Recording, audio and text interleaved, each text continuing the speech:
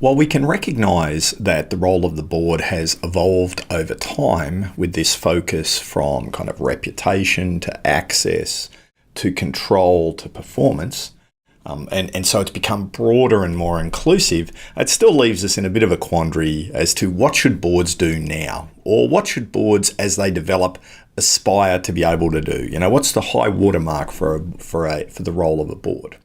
So I want to come at this from two different angles. The first is to say, look, is there anything in the legal cases which tell us what a board should actually be doing? And then we can look at what boards actually do and start to think about what practitioners think in terms of the role of the board. Let's start off by having a look at what there might be in the law, and particularly in legal case law, around the role of a board. Perhaps the most famous example of looking at the role of the board in a legal case comes from the famous AWA case, and Rogers, who was a known jurist around company law. And he was looking at due care and diligence and what directors need to be doing when they're running a company. And he set out these 4 key points in his judgments. Number 1 is the board needs to set the goals of the corporation. Number 2 is, of course, appoint and oversee and fire the CEO. Number 3, and I really think he's getting the strategy here, right? This is judge talk for strategy. Oversee the plans of management for the acquisition and organisation of financial and human resources. So how do you use the resources that you've got to achieve your goals?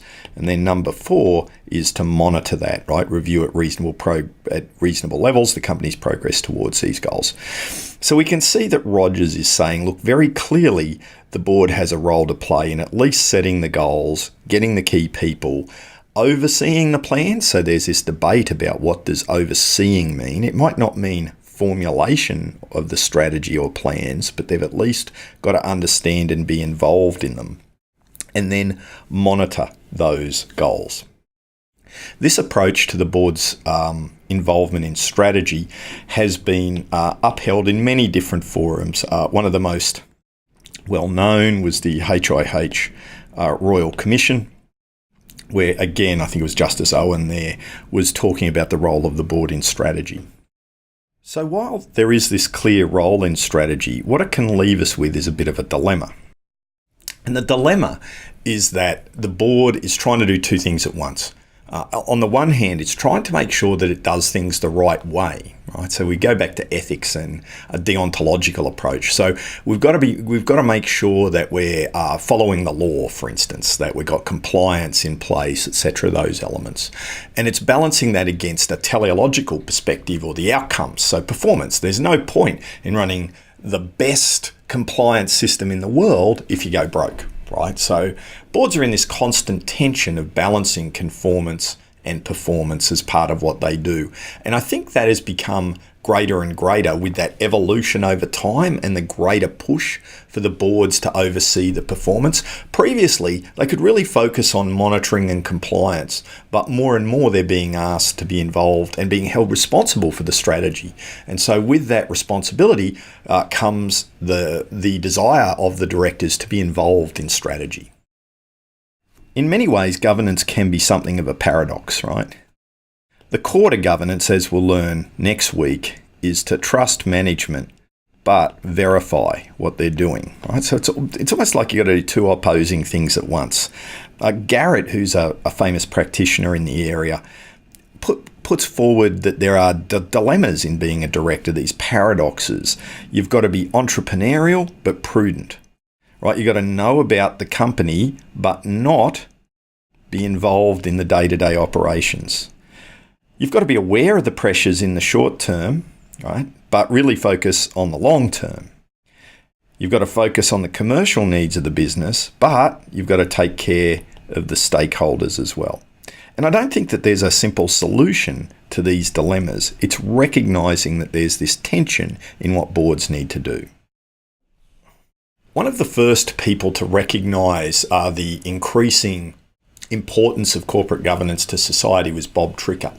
And in the 80s, he came up with the model, which you can see on this slide here. Essentially, it's almost like a kind of motherhood statement, but it does give us a way to think about what boards actually do. First, you can see that boards have a role where they're looking at the past and the present. And from a past and present perspective, what they're looking at is compliance. So externally, right, directors are accountable. Directors and officers, we should remember, are accountable. What does that mean? Well, if something goes wrong, they're the ones who come after. So they provide accountability to the external environment, regulators, society, etc. Internally, right, they focus on the classic agency monitoring what's going on in the firm to make sure it's working. And you can only monitor what's happened in the past and what's happening now. In terms of focusing on the future, well, externally, we have this role in strategy, and I'm not sure I'd use the word formulation, but they're definitely involved, and we can see links back to Roger's judgment there to help us understand that. But they're also involved in a future internal perspective in policy development, right? What is policy? Policy is really trying to set out how you expect behaviour to occur in the future. So when boards develop policies, what they're trying to get is to govern what people do into the future. And really, really importantly, we can see in the centre of this is that all of these roles are executed with and through the CEO. Let's try and bring all of this together by thinking about perhaps a simple list of roles. So I'm going to give two. The second one, I think, is probably the more extensive list, and it also puts the centrality of strategy at the heart of the board's role. There are some clear board functions. The first is to determine strategy. The second is to make sure you've got the right CEO. The third is to monitor what's going on in the company. The fourth is to look at risk management. The fifth is to network. So we have that access. It's also called the access to resources, and it's also called the service role of the board. That's an important role. And then also they step in times of crisis. So there are some clear things that boards do. We can put it together in terms of a more practice-based list. Here, what you have is some things broken out, like networking and communication is often the access role. Compliance and risk management forms, part of monitoring, etc. But what is central here is that strategy informs all of these. If you don't know or at least understand and approve the strategy, how do you know which CEO to approve? How do you know what risks to take? Do you know where your compliance system should be working? Who do you need to network with? What communication would you use? What governance system were you going to use? What should you do if there actually is a crisis?